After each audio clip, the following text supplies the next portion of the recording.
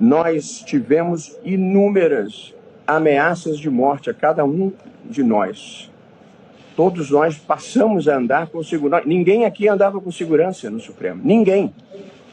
E mais recentemente precisamos fazê-lo pelos sucessivos riscos que passamos a correr num evento que estivemos em Nova York, uma turba que depois se descobriu que estava recebendo diária para nos atacar, tentou virar em plena Quinta Avenida a van em que nós estávamos.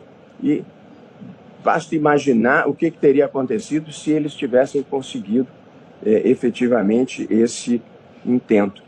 Nós vivíamos a conjuntura em que, no dia da diplomação do atual presidente da República, a Polícia Federal foi depredada. Nós tivemos, nesse mesmo período, uma bomba que foi descoberta e desarmada antes de explodir no aeroporto de Brasília. Portanto, nós vivíamos uma conjuntura tensa e de gravíssimas ameaças à democracia, às instituições e às pessoas. E, portanto, é preciso ter em linha de conta que as decisões eram tomadas numa conjuntura extremamente adversa, em que se fazia uma campanha falsa, fraudulenta, contra as urnas eletrônicas, contra a legitimidade do processo eleitoral e depois contra a posse do presidente da República eleito. Portanto, todos os atos praticados pelo ministro Alexandre de Moraes se deram no cumprimento de dever. E nós que o acompanhamos de perto sabemos o custo pessoal e a coragem moral e física que exigiu enfrentar esse tipo de movimentação antidemocrática.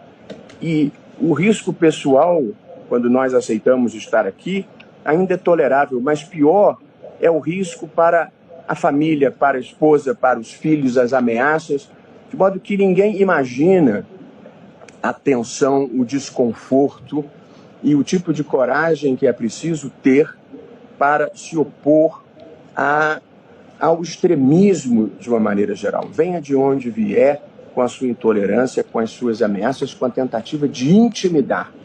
E, portanto, parte da reação que nós enfrentamos é porque não nos deixamos intimidar.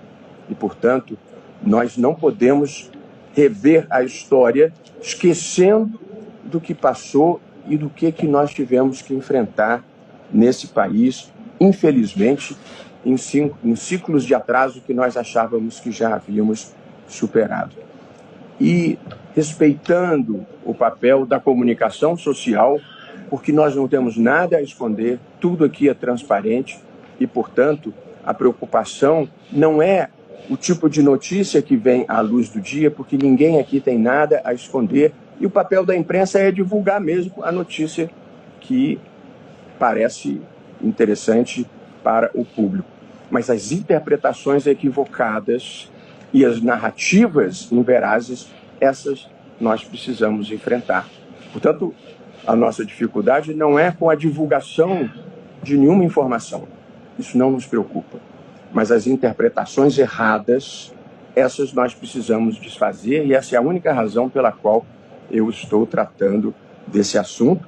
E todos nós precisamos refletir seriamente a quem aproveita a construção de uma narrativa que procura descredibilizar quem impediu que aquelas forças prevalecessem no Brasil naquele momento histórico, trágico e muito difícil.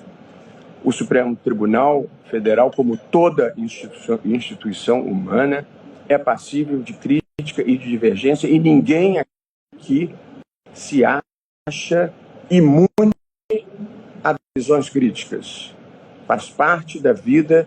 Numa democracia, a verdade não tem dono, ninguém tem o monopólio da virtude.